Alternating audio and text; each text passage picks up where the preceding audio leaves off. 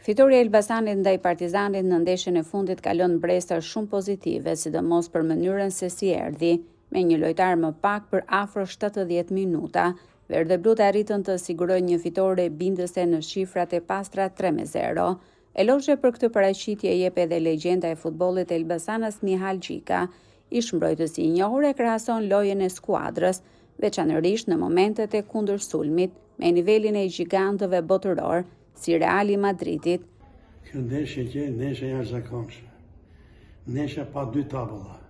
Pjesa parë që për Partizanin dhe pjesa dytë ajo që është shkëlqyeshme, jo për rezultatin, që më tregola, por taktikisht luajtën kundërsulmi ishte kundërsulm Reali. Në vijim Gjika ndalet edhe te përballja e radhës me Teutën, pavarësisht entuziazmit të momentit, ai thekson se ekipi duhet të tregojë kujdes, duke shtuar se edhe një pikë nuk do të ishte rezultat i keq. Teuta ma për vdekje. Neve sikur të marrim një pikë atje, për mua shumë mirë, për tjerë nuk e dim. Se ca kërkojnë 3 pikë, për luajnë jashtë, për luajnë me ekip që rrezikon të dalë dhe ai do bëhet pa mirë. Nuk jam shumë kur i thonë kam gulësh, jo, du dalë në kampionat. Ne të hymë kaqe, të luajmë përmesojnë ndojën dhe të dalë në finalet kupës. Për mua është objektivi i ekipit. Aktualisht Elbasani mban vendin e dytë në kampionat me 3 pikë më pak se Vllaznia dhe 2 më shumë se Eknatja, vendi të tretë.